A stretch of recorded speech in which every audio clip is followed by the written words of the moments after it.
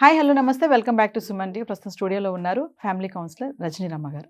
నమస్తే మ్యామ్. నమస్తే నవీన. మ్యామ్, రీసెంట్‌గా నేను ఒక ఒక ఆవిడని కలిసాను. ఆవిడ చెప్పింది ఏంటంటే, మా హస్బెండ్‌కి వేరే అమ్మాయితో సంబంధం ఉంది. అది నాకు తెలిసింది. తెలిసి కూడా నేనేంటంటే క్షమించలేకపోతున్నాను. అంటే ఎందుకు ఇంకొక అమ్మాయి వైపు నా హస్బెండ్ వెళ్ళాడు? అవును. అంటే చాలా నాలో లేనిది బాధాకరమైన ఆమెలో విషయం. ఏమన్నా చూసాడా? ఏంటి అసలు ఇక్కడ జరిగేది? హ్మ్. ఏం చేయాలి? నాకు అండర్‌స్టాండింగ్ అవ్వట్లేదు. నేను క్షమించే మనసు రావట్లేదు. ఇంటరాక్షన్స్‌లో ఉంటున్నాను, ఇంట్లోనే ఉంటున్నాము. కానీ ఇదొకటి మా మధ్యలో నడుస్తుంది. ఏం చేయాలంటారు దీన్ని అనేది ఒక ప్రశ్న మేడం. దీనికేం చెప్తారు? అవును. అది తెలుసుకోవాలి అసలు అతను ఎందుకు మొగ్గాడు అనేది రీజన్ తెలుసుకోవాలి ఫస్ట్. కొంతమంది ఒక అందానికే లొంగిపోరండి. ఇంట్లో ఎక్కువ సమస్యలు ఉన్నా, ఇంట్లో ఒక మ్యూచువల్ అండర్‌స్టాండింగ్ లేకపోయినా, సర్దుబాటు లేకపోయినా, లేకపోతే ఒకళ్ళ అభిప్రాయాలను ఒకళ్ళకి నచ్చకపోయినా, నచ్చకపోయినా. నచ్చితే నచ్చినా నచ్చకపోయినా రెస్పెక్ట్ చేసుకోవాలి. కానీ ఇక్కడ మీరు అడిగిన ప్రశ్న ఏంటంటే, అలా ఎందుకు వెళ్ళిపోతున్నారు, వేరే వాళ్ళని యెస్. ప్రేమిస్తున్నారు అన్నప్పుడు, ఆ రెస్పెక్ట్ చేసుకునే వరకు మనం వెళ్ళలేం కదా! ఒకళ్ళ అభిప్రాయాలను ఒకళ్ళు గౌరవించలేని స్థితిలో మనం ఉన్నప్పుడు, నచ్చనప్పుడు లేదు ఇంకా మెయిన్‌గా చెప్పుకోవాలంటే ఈమె అందమే నచ్చలేదనుకుందాం. అప్పుడే కదా అలాంటి పనులు చేస్తారు. ఈ అవన్నీ ఒక పక్కన పెడితే ఆవిడ కనుక్కోవాలి. ఏ రీజన్‌తో నువ్వు ఇలా చేస్తున్నావు? సరే, ఓన్లీ ప్రేమించాడు, తిరుగుతున్నాడు అంతవరకేనా? విడాకులు కూడా ఇస్తానంటున్నాడా? లేకపోతే నీకు అదే మీరిద్దరు ఫర్దర్‌గా విడాకులు తీసుకుంటారా?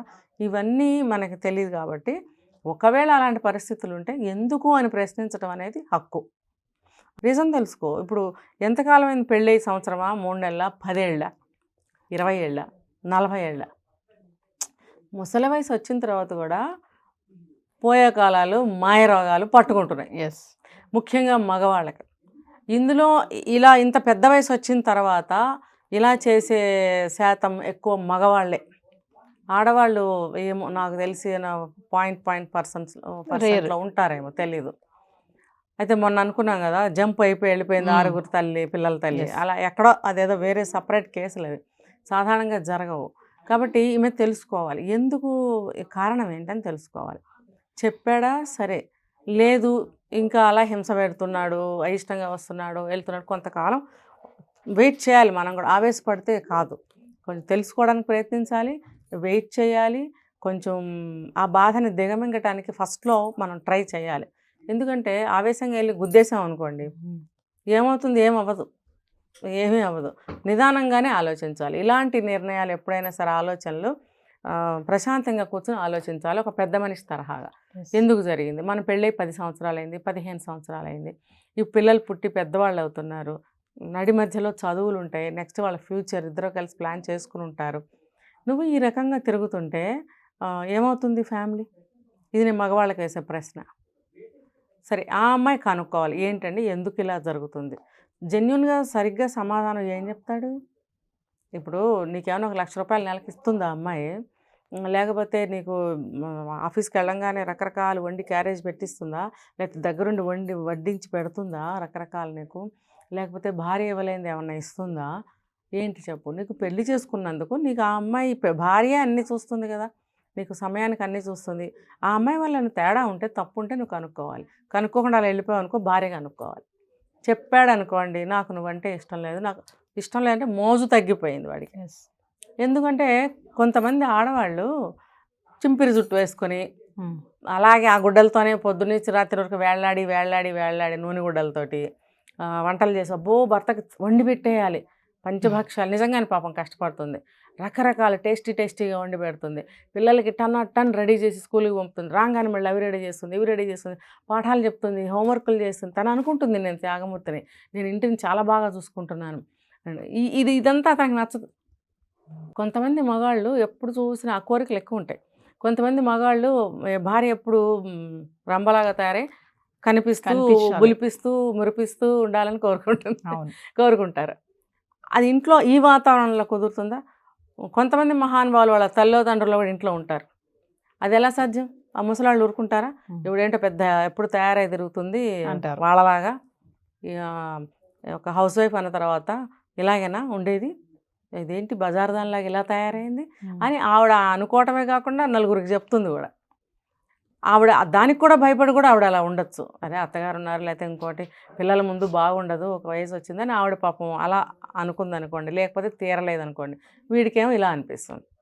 ఇలా ఈ ఈ సందర్భాల్లో వాడు బయట వాళ్ళకి మొగ్గే అవకాశం ఉంది.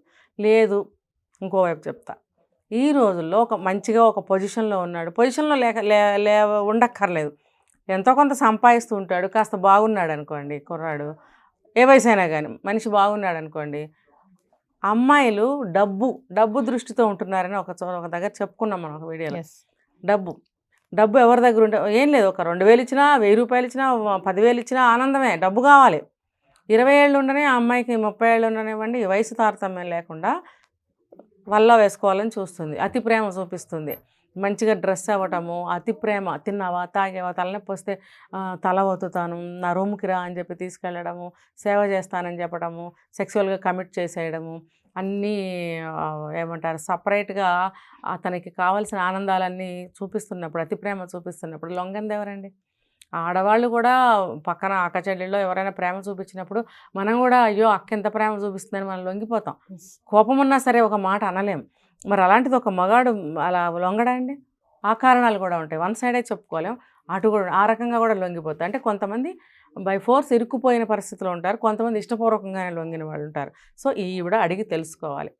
మారి ఎందుకండి మన సంసారం ఇలా అయిపోతుంది, అలా చేయొద్దు, నేను కూడా మీలాగా చేస్తే బాగుంటుందా చెప్పండి. ఎవరికైనా ఇప్పుడు కొత్త ఏరియాలకు వెళ్ళాలి, కొత్త చీరలు కట్టుకోవాలి, మంచి ఫుడ్ తినాలి, ఇలా మగవాళ్ళలాగానే ఆడవాళ్ళకి కోరికలు ఉంటాయి. నేను అవన్నీ చేస్తున్నానా సంసారం పిల్లల కోసం? మీరెందుకు బాధ్యతారహితంగా చేస్తాను మాట్లాడుకోవాలి. లేదు, అంత నేను చెప్పినంత సింపుల్ తేలిక కాదు మాట్లాడటం, భయంకరమైన కొట్లాట్లు అయిపోతాయి. ఒకవేళ భార్య అడిగితే ఏంటి అసలు ఇది, ఎవరితో మాట్లాడుతున్నారు ఏంటి అని అంటే అంత రిలాక్స్ గా చెప్పే హస్బెండ్ ఎక్కడ లేరు, తక్కువ. ఎందుకో చెప్పనా, ఉన్న కోపము అయిష్టత 100 రెట్లు పెరుగుతుంది. ఎందుకంటే పాయింట్ మీద అడుగుతుంది కదా, అతని తప్పు మీద పాయింట్ చేసి అడిగినప్పుడు వాడు రెచ్చిపోతాడు, ఇన్సల్ట్ ఫీల్ అయిపోతాడు. నన్ను నువ్వు పాయింట్అవుట్ చేస్తావా, నువ్వెందుకు పాయింట్అవుట్ చేస్తున్నావు? పాయింట్అవుట్ చేయకూడదు వాళ్ళ దృష్టిలో, కానీ ఏ తప్పైనా చేయొచ్చు, భార్య పాయింట్అవుట్ చేయకూడదు. అప్పుడు చాలా గొడవలు అయిపోతాయి. మంచిగా అర్థం చేసుకుని సరేలే ఏదో జరిగిపోయింది అని వెనక్కి వస్తే పర్వాలేదు, రాలేదనుకోండి ఇంకొంతకాలం వెయిట్ చేయాలి, తొందర పడకూడదు. మనం కూడా సామధాన భేద దండోపాయాలన్న పద్ధతి పాటించాలి కదా, పాటించాలి. తర్వాత ఏం చేయాలి? విడిపోవడమే. ఎందుకంటే నువ్వు 50 ఏళ్ళు వచ్చేవరకు ఇదేవనుకో, ఇక్కడే నీ లైఫ్ పోతుంది, పిల్లలు వాళ్ళు ఎన్నో కోల్పోతారు, తండ్రి ప్రేమ ఖచ్చితంగా ఉండదు, ఒక తల్లితోనే అటాచ్మెంట్ ఉంటుంది, చదువులు సంధ్యలు, డబ్బు కావాలి, వాడు ఇస్తాడో ఇవ్వడో తెలీదు, వాడు ఇచ్చింది తినటానికి సరిపోకపోవచ్చు, కట్టుఖర్చు పెడతాడు, అవతల దానికి వీడి డబ్బు కావాలి కదా, వీడి వయసు కావాలి, వీడి డబ్బు కావాలి, దానికి 20 అవ్వచ్చు 25 అవ్వచ్చు వయసు, తన అవసరాలు, తన మోజులు, తన ఒక అన్నీ తీరిపోయిన ఒక తృప్తి కలిగిపోయే వరకు ఇలాంటి మగవాళ్ళకి వల వేసే అమ్మాయిలు కొన్ని వేల లక్షల సంఖ్యలో ఉన్నారు ఈ రోజుల్లో, ఇప్పుడు ప్రజెంట్.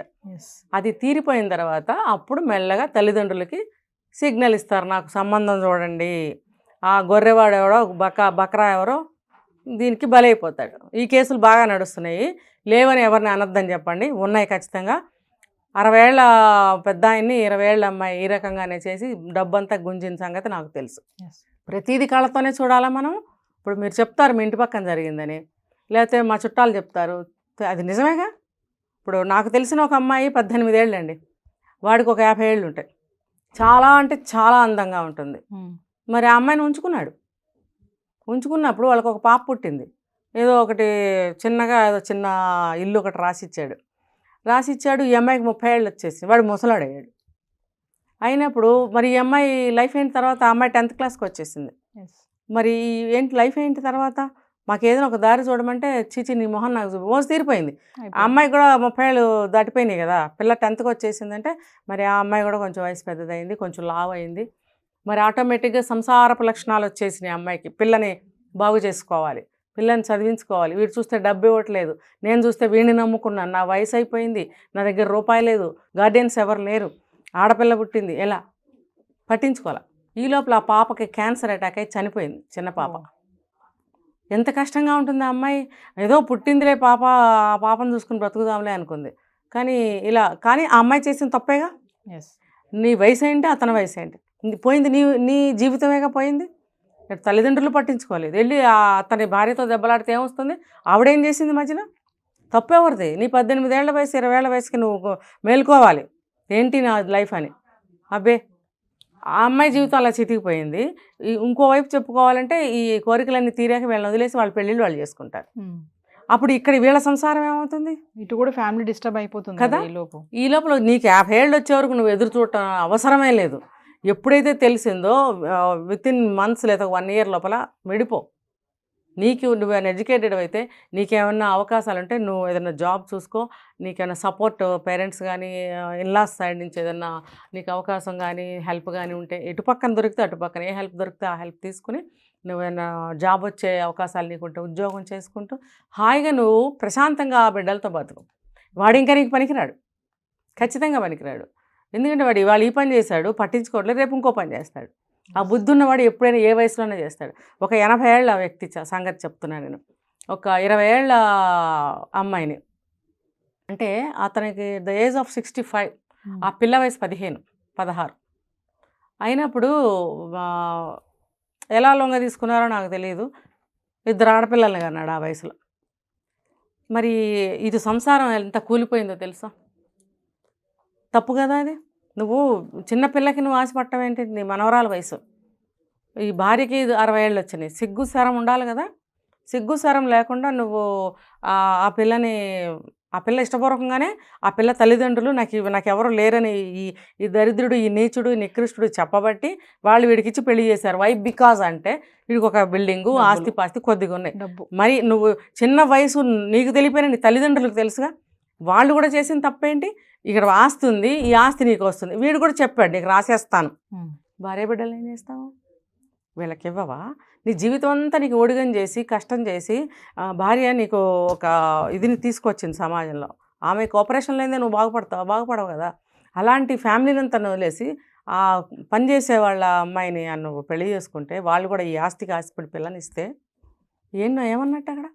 ఇప్పుడు ఆ అమ్మాయి జీవితం నాశనమైంది, ఇటు వీళ్ళ సంసారం కూలిపోయింది అంతే. ఇంకా వాళ్ళు ఇప్పటి వరకు పీడిస్తూనే ఉన్నారు. ఇప్పుడు అతనికి 85 ఏళ్ళు.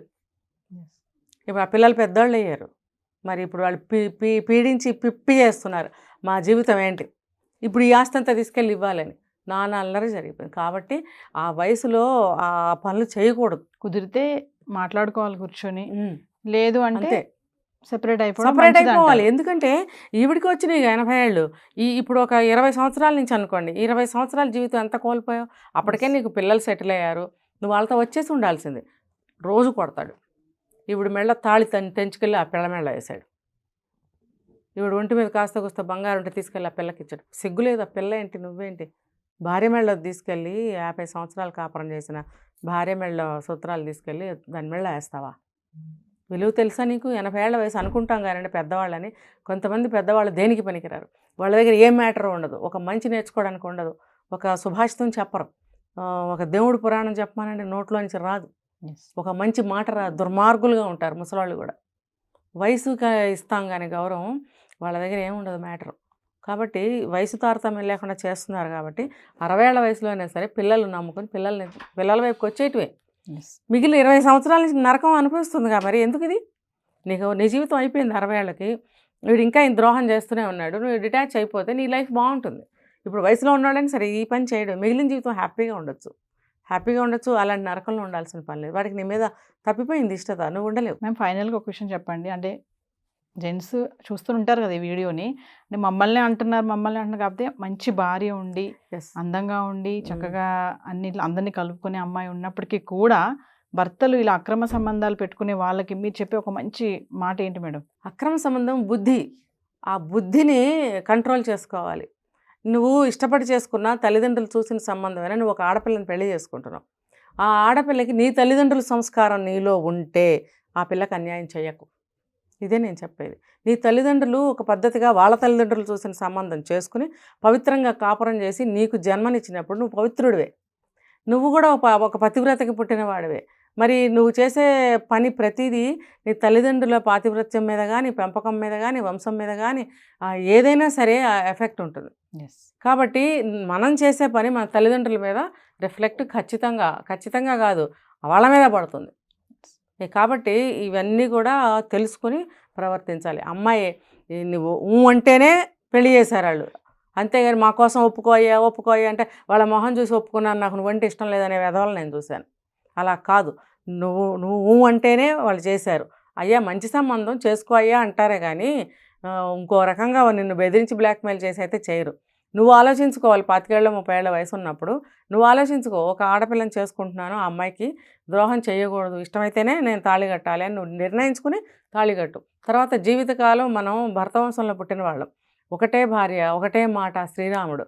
ఆయన ఇప్పుడు అయోధ్యలో ప్రతిష్ఠించుకుని మనం ఆయన గురించి మళ్ళీ ఒక రామరాజ్యాన్ని గుర్తు తెచ్చుకుని మనందరం ఎన్ని పండగలు చేసుకున్నాం కదా. మరి అది సాక్షాత్తు భగవంతుడిని మనం ఆదర్శంగా తీసుకున్నప్పుడు అందులో ఒక చిన్న మనం ఫాలో అవ్వకపోతే వేస్ట్ కదా. ఒక భార్యతోనే మనం ఉండాలి, మన సాంప్రదాయం, మన భరతవంశంలో. కాబట్టి ఇది కనీసం ఇప్పటి నుంచైనా పాటించుకుంటే ముందు కాలానికి, నెక్స్ట్ జనరేషన్కి కాస్తైనా ఇంకా మన హిందూ సాంప్రదాయం, భారతదేశ సాంప్రదాయం ఏమన్నా నిలబడతాయి. Thank you.